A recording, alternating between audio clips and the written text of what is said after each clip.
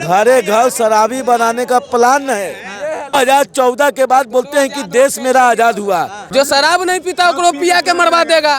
तो यही था कि इनार पर जाता है, छोटका जा छुआ जाता है। सही बात। जो हम गलत नहीं, चौकी पर बैठता है, चौकी छुआ जाता है। लागंज में मनोरमा देवी जीतने वाली। मनोरमा देवी कह रहे आरजेडी नहीं। देखिए, बिहार में अभी उपचुनाव हो रहा था, उपचुनाव हो गया है। 13 नवंबर को उपचुनाव हुआ, अब 23 नवंबर को रिजल्ट की बारी है। तो अभी हम पब्लिक के बीच में हैं, पब्लिक से जानने का प्रयास करते हैं कि उनका जो उपचुनाव बिहार में हुआ है उन पर उनका क्या राय है, क्योंकि 4 सीटों पर उपचुनाव हुआ है विधानसभा का। तो जानने का प्रयास करते हैं, क्या लगता है बिहार में जो उपचुनाव हुआ है इस पर क्या सोचते हैं? देखिए, बिहार में 4 सीटों पर उपचुनाव चल रहा था, जो कि 13 नवंबर को वोटिंग था, समाप्त हो गया। 23 नवंबर को रिजल्ट आएगा। 3 दिन के बाद, आज से 3 दिन, तीसरे दिन रिजल्ट आ जाएगा। ये इसमें एनडीए गठबंधन, इंडिया गठबंधन, दोनों पार्टियां कहीं न कहीं परिवारवाद को बढ़ावा दिया है और जनता ने वोट किया है। इंतजार कीजिए किस करवट बैठेगा, तो जनता का, जनादेश का जो फैसला आएगा। प्रशांत किशोर जी भी हैं, कह रहे हैं आप दो ही। प्रशांत किशोर जी का जो रोल रहा है ना, सबसे घटिया रोल रहा है इस इलेक्शन में।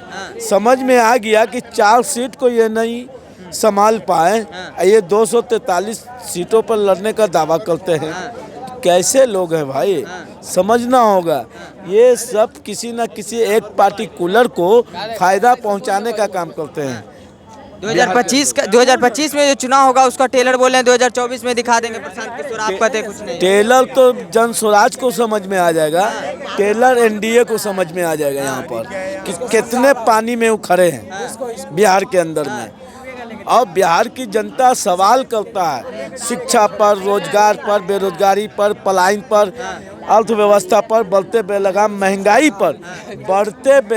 महंगाई पर कोई सवाल करता है यहाँ पर? कोई नहीं आपको करते मिले। प्रशांत किशोर जी तो कर रहे हैं, रोजगार पे कर रहे हैं।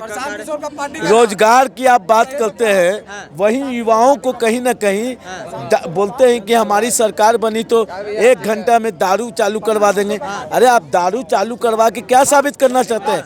घर घर युवाओं को शराबी बनाने का प्लान है, घरे घर शराबी बनाने का प्लान है जन स्वराज का।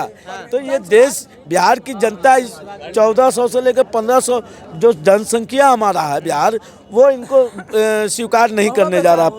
सन 47 से लेकर आज तक लोग पलायन होते रहे, होते आज भी हो रहे हैं, कल भी होंगे। समझ आज 2001 ऐसे मानसिकता के लोग जो बिहार का डेवलपमेंट करने चले, आज बिहार को बर्बाद करने में लगे हैं। अब बताइए, कुछ हमारे ऐसे लोग हैं 2014 के बाद बोलते हैं कि देश मेरा आजाद हुआ। तो ऐसे मानसिकता के भी हमारे हिंदुस्तान में शिक्षा पर, स्वास्थ्य पर, बेरोजगारी पर, बढ़ते बेलगाम महंगाई पर बात नहीं करेंगे, 18% जीएसटी पर बात नहीं करेंगे। अरे कॉपी किताब, दूध दही, यहाँ तक कलम, यहाँ तक कि लोग कफन तक को नहीं छोड़ा। तो ये कौन मानसिकता के राज कर रहे हैं हिंदुस्तान पर? प्रशांत किशोर तो कह रहे हैं कि निःशुल्क शिक्षा देंगे, दिक्कत क्या है, आने दीजिए। अरे प्रशांत किशोर तो ये भी एक तरफ कह रहे भाई कि जो 1 घंटे में दारू चालू कर हर एक घरों में दारू बेचवाने का काम करेंगे और हर लोगों को शराबी बनाने का प्लान है। कह रहे हैं कि दारू से जो पैसा आएगा उसको शिक्षा में इन्वेस्ट करेंगे। क्या पहले दारू जो 2016 के बाद 2016 में जो कानून आया था, उससे पहले क्या चालू था? तो रेवेन्यू नहीं आता था क्या बिहार को? कहिएगा 24 में जो उपचुनाव हुआ है 4 सीटों पर, कौन बाजी मार रहा है बिहार से? तेजस्वी यादव। हाँ, 4 सीट से। जी हाँ। प्रशांत किशोर जी किधर चल जाएंगे, नीतीश जी किधर चल जाएंगे? प्रशांत किशोर जानते हैं, वो अपना घरे चल जाएंगे। इस बार घंटी लेंगे गांधी मैदान से, गाड़ी से नहीं जाएंगे। जैसे रोड पे पैदल चलते थे ना मोदी जी, देखे होंगे बिहार में चले हैं मोदी जी, और उसी पैदल प्रशांत किशोर चल के वो अपना घरे जाएंगे। प्रशांत किशोर जी कह रहे हैं कि नीतीश और लालू बिहार को बर्बाद कर दिए, हम आएंगे तो बिहार को सुधारेंगे। हाँ, तो बिहार को सुधारे लगी नहीं बोले कि 1 घंटा में चालू करवा देंगे, वो बिहार तो सुधार देंगे तुरंत। जो शराब नहीं पीता उसको पिया के मरवा देगा, तो यही बिहार सुधरेगा। जब शराब पी के आदमी मर जाएगा तब कब सुधारिएगा? आपको वोटवा कौन देगा? तब पलायन की तो खुलेआम बोले कि 1 घंटा में दारू चालू करवा देंगे। तो दारुए पिएगा, कमाएगा 300, आप दारू चालू करिएगा 800 के, तो आदमी कहाँ से जो पियाक रहेगा, जिसको ज्यादा पीने का मन रहेगा, वो तो कहीं चोरी चमारी करेगा। तो आप तो बिहार को बर्बाद न कर दिए जी। कहाँ आप बिहार को सही किए? आप तो बिहार को बदनाम किए और बिहार को बर्बाद किए। चुनाव हुआ है बिहार ये में। बोल रहे हैं प्रशांत किशोर पांडे जी से उक्रेश है, हमारा आवाज जाता होगा। तो आप हिंदू को मिलिया कि यादव को काहे टिकट दिए हैं, मुसलमान भाई को काहे टिकट दिए हैं? आपको जाति में कोई नहीं लेने वाला है। राजपूत भाई है, ब्राह्मण भाई है और भूमिहार भाई है, उस सबको टिकट दीजिए। आपको परिवार में नहीं है, उसको तो परिवार में कह रहा है कि प्रशांत किशोर के कोपरी खत्म है। मुसलमान भाई को लाल टिकट इस बार दिए। ऐसा कमाल करेगा, लालू के लाल इस बार ऐसा कमाल करेगा कि पूरा बिहार इंजोर हो जाएगा। अब बिहार इंजोर हो जाएगा और संगे संगे देश भी इंजोर हो जाएगा। देखिए पूरे बिहार लालटेन जल रहा है, पांचों पनिया बारेगा और फूल रूप से तेजस्वी यादव 2025 में सीएम बनेंगे। चुनाव हुआ है, उस पर क्या होगा? तेजस्वी यादव बाजी मार रहा है एकदम। प्रशांत किशोर जी कह रहे हैं हम बाजी मारेंगे। वो कभी न बाजी मारेंगे। नहीं वो अपना जात को टिकट दिया, न भूमिहार भाई को टिकट दिया, न जात को काहे टिकट देंगे? जात को काहे आगे बढ़ाएंगे? बढ़ाएगा काहे? अरे हम जात पात नहीं करेंगे।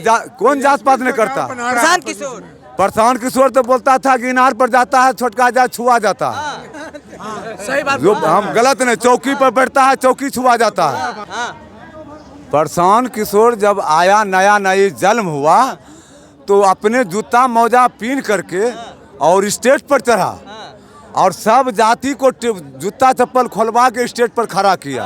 तो पहले सब जाति को मुकुट उतार रहा है कि हरिजन सीट खत्म करेंगे। तो सब जाति पूछता है कि लालू प्रसाद ने सब जाति को मान सम्मान किया है, चौकी पर बैठाया है, चप्पल जूता पहन के ऑफिस में भेजा है और सबको हकदार देने वाला, मान सम्मान देने वाला लालू प्रसाद है। उसी का बेटा तेजस्वी यादव, मैंने नौकरी और बिजनेस तेजस्वी यादव। अपराधी का टिकट नहीं देंगे, ये कहाँ से अपराधी आ गया? अपराधी आ गया, एगो लेडीज के छोड़ के सब तो अपराधी है। कहाँ क्या कहिएगा? उपचुनाव हुआ है बिहार में, इसमें कौन से बाजी मार रहा है? 8 सीटों पर उपचुनाव हुआ है। बेलागंज हो गया, तरारी हो गया, रामगढ़ हो गया, इस सब पर उपचुनाव हुआ है। कौन बाजी मारेगा? बेलागंज के बारे में हम बतला सकते हैं। बताइए। बेलागंज में मनोरमा देवी जीतने वाली। मनोरमा देवी कह रहे आरजेडी। नहीं, आरजेडी किस लिए जीतेगा हम आपको भी बता देते हैं। वहाँ से कैंडिडेट आरजेडी का जितना भी वोट है वो डिवाइड हो गया है। प्रशांत किशोर मुस्लिम कैंडिडेट को दिया टिकट, एआईएम ओवैसी का पार्टी अभी मुस्लिम कैंडिडेट को टिकट दिया, जिसमें सब वहाँ मुस्लिम और यादव का वोट ज्यादा है। ठीक है।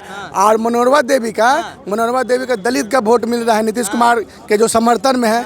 और ये क्या बोलते हैं, प्रशांत किशोर भी मुस्लिम, हार्वेट दलित सबका वोट काट रहा है। और एआईएम पार्टी भी तो मुस्लिम पार्टी बोला जाता है, लेकिन मुस्लिम पार्टी है नहीं, लेकिन उसको भी वोट मिलेगा। और जदयू पार्टी का जो वोट है 19 वोट जदयू पार्टी को मिलने जा रहा है। अच्छा, तो वहाँ मनोरमा देवी जीत जाएगी। हम आपको लिख दे रहे हैं, आप हमसे दोबारा इंटरव्यू में बात कर लीजिएगा। हाँ जी, हाँ जी, हाँ जी, दोबारा आप इंटरव्यू में आप बात कीजिएगा हमसे। वहाँ का चाकन बेलागंज का सर्वे में पता चला कि वहाँ मनोरमा देवी सबसे आगे चल। सुरेंद्र यादव का गढ़ है बेलागंज, आप कह रहे हैं मनोरमा देवी गढ़ था ना भैया, 35 सालों से। अरे भैया मेरे ठीक है 35 साल का गढ़ था, लेकिन अब गढ़ को तोड़ने के लिए पार्टी खड़ा हुआ नहीं देखे आप पार्टी देख रहे, दो पार्टी आरजेडी का वोट काटने। प्रशांत किशोर का तो कोई वैल्यू ही नहीं कर रहे जनता। प्रशांत किशोर वहाँ जब अपना कैंडिडेट को लेकर निकला तो जन सैलाब उभर रहा था वहाँ। और एआईएम पार्टी भी जब निकला तो उसके साथ भी, तो सब बिना पगला है कि उसके साथ घूम रहा है, पैसा लेके घूम रहा है।